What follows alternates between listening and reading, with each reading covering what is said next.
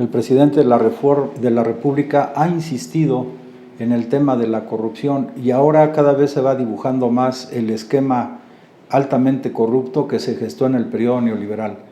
Por un lado está el tema de la llamada reforma energética que se aprobó en el periodo de Peña Nieto, donde ahora es muy evidente a raíz de las declaraciones de Lozoya, en el sentido de que se repartió varios millones de pesos entre legisladores de los partidos políticos que ya todos conocemos, o sea, de la coalición o la alianza contra México.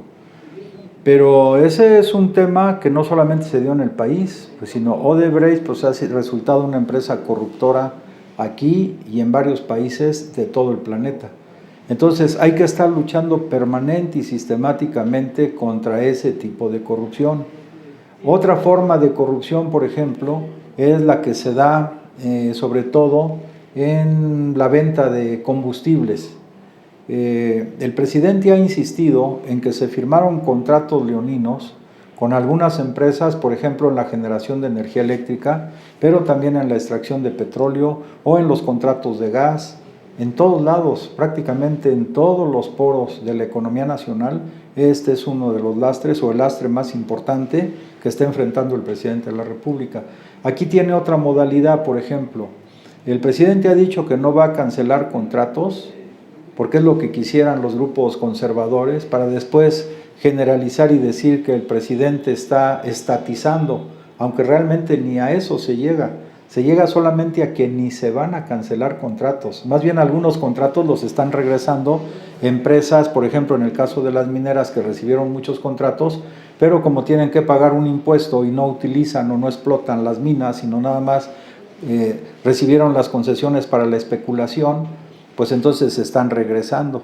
O en el caso, por ejemplo, de las ganancias que obtienen muy enormes, digamos, los que se dedican a la venta de gasolina o de diésel, el presidente dice que lo que queremos es que las empresas sí tengan ganancias, pero que las ganancias sean moderadas y que no se llegue al extremo, por ejemplo, de algunas gasolineras, que por cada litro de gasolina que venden, ganan 14%. O sea, si se vende un litro en 20 pesos, vamos a ponerlo en números cerrados, 14% de 20 pesos es 2 pesos con 80 centavos.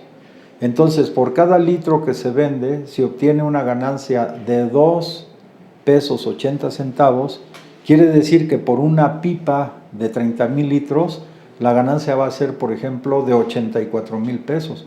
Entonces son ganancias exageradas y lo que el presidente quiere en beneficio de los consumidores, por ejemplo en este tema de las gasolinas, pues que las ganancias sean más moderadas, como lo que hacen algunas otras gasolineras, que solamente en lugar del 14% pues ganan el 6%. Eso es una ganancia, sigue siendo ganancia, pero es una ganancia más moderada que ayuda precisamente a los consumidores.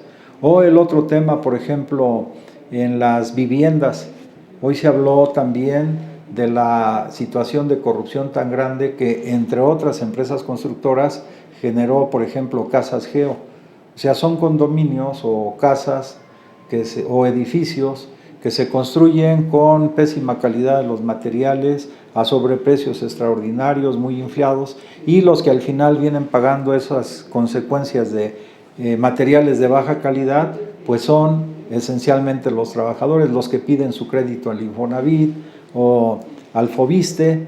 Entonces es otro tema, ya hay una gran cantidad de casas, de edificios abandonados en distintos puntos del país, pero también, por un lado, es que se les da permiso en lugares que a veces hay poca accesibilidad para los servicios, como agua, electricidad, teléfonos. Y por otro lado, la calidad de los materiales pues es pésima. Lo contrastó esto con el presidente de la República, lo contrastó, por ejemplo, con los recursos que se están enviando a cada una de las escuelas del país, que son decenas de miles de escuelas, donde los recursos se entregan a las sociedades de padres de familia y donde generalmente las tesoreras son mujeres, y ahí lo que antes llegaba, por ejemplo, se utilizaba solamente, digamos, para la cuestión de la instalación hidrosanitaria. Hoy es instalación hidrosanitaria más tal vez la construcción de una aula de usos múltiples, más otro tipo de equipamiento, y aún en algunas escuelas sobran algunos recursos. Entonces, de lo que se trata es de acabar con la corrupción y de utilizar y optimizar los recursos del presupuesto nacional para mejora de la vida del pueblo, de los trabajadores mexicanos. Por otro lado, también, pues el tema es de los reclusorios, por ejemplo. El presidente dice que no va a retirar concesiones y ya lo ha dicho en otras ocasiones, que por cada recluso en promedio se pagan 3,500 pesos a la empresa privada que construyó el reclusorio, que además da las comidas en el reclusorio, el sistema de lavado, etcétera, etcétera. Entonces el presidente dice, bueno, lo que se trata es de ganancias moderadas, se están negociando o se está dialogando con estas empresas porque son contratos ya firmados hasta por 25 años, se está negociando que se bajen las ganancias de un 15 hasta un 20%, lo cual redundaría de manera notable también en recursos presupuestarios para destinarlos a otras actividades prioritarias del gobierno que encabeza el presidente de la República. Pero fíjense bien, o sea, la táctica del presidente no es ni siquiera cancelar concesiones, es negociar con las empresas que fueron altamente beneficiadas, que tienen ganancias no moderadas, sino exageradas, para que en base a este diálogo, a esta negociación, se puedan rescatar recursos para fortalecer el presupuesto nacional y dedicarse a otras actividades. Y yo hago mucho énfasis en esto porque algunos, sobre todo de los intelectuales orgánicos al modelo neoliberal, están planteando que el gobierno está estatizando. No es cierto, ni siquiera eso. Simplemente, ni siquiera, insisto, se están cancelando contratos. Lo que se está haciendo es una renegociación, que las empresas privadas, reitero, pueden tener ganancias, pero deben ser moderadas. Otro tema también... Perdón, es que está pegando mucho. Otro tema también que se trató desde el punto de vista político, que es una de las preocupaciones del presidente, es fortalecer de manera extraordinaria la democracia en nuestro país. Que pasemos de una democracia simulada, que el padre de esa democracia simulada fue precisamente Porfirio Díaz, pura simulación, aparentemente se cumplía con la Constitución, aparentemente había elecciones democráticas, pero era pura simulación. Eso llega hasta el momento.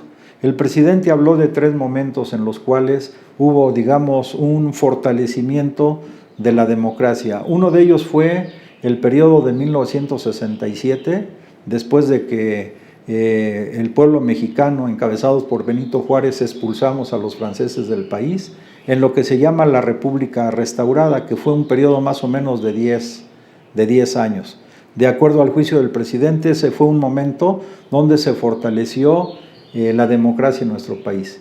Otro periodo importante fue el periodo que le tocó vivir nada más y nada menos que al apóstol de la democracia, al presidente Francisco I. Madero.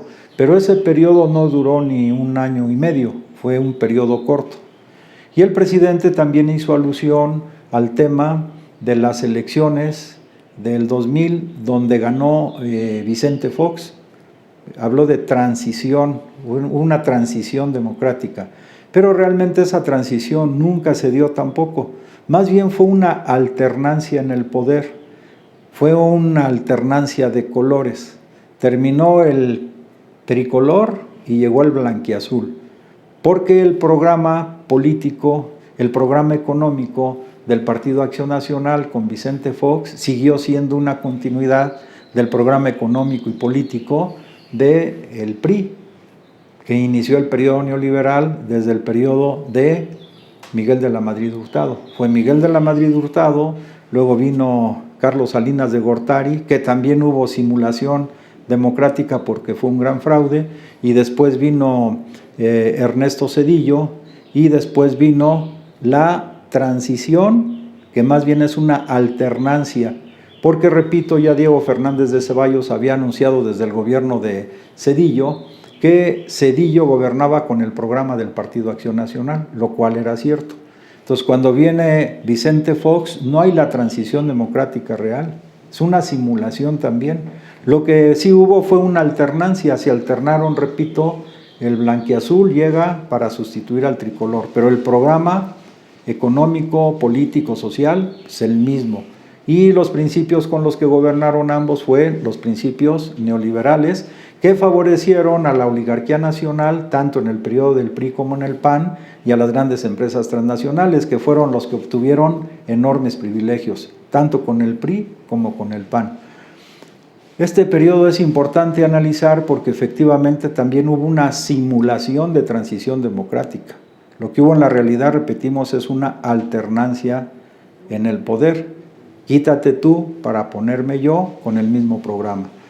Pues la situación que se está viviendo en el país es muy complicada porque los grupos de la oligarquía nacional, apoyándose en el llamado círculo rojo de los intelectuales orgánicos al modelo neoliberal, de los comentaristas, editorialistas, de la mayor parte de periódicos, estaciones de radio y estaciones de televisión que difunden las noticias, diario enfilan su ataque contra el presidente de la República.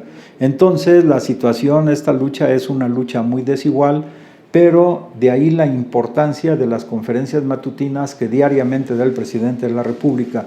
En el fondo, dentro de este concepto de la revolución de las conciencias, también se está gestando una gran revolución de las comunicaciones, porque una es los medios tradicionales que la derecha conservadora tiene cooptados en su mayoría, y otra es, por ejemplo, la visita casa por casa, la plática directa con familiares, amigos y vecinos, y por otro lado, una importancia muy grande la tienen las redes sociales, que hasta hoy pues se ha permitido en términos generales la difusión de las ideas independientemente de quién las difunda.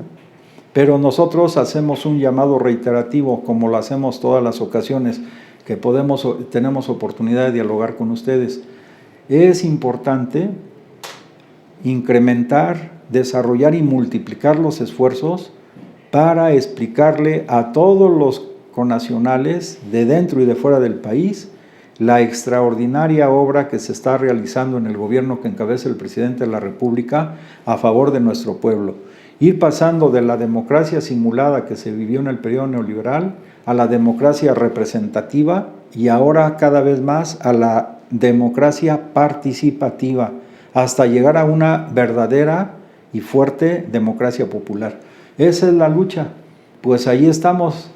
Hay que inscribirnos a favor de la lucha por la democracia participativa, tendiente a convertirse en democracia popular, democracia del pueblo, gobierno del pueblo, para el pueblo y con el pueblo. Si te gusta lo que comentamos, esperamos tus comentarios en Facebook y tu suscripción a nuestro canal de YouTube. Muchas gracias, que tengas muy buen día.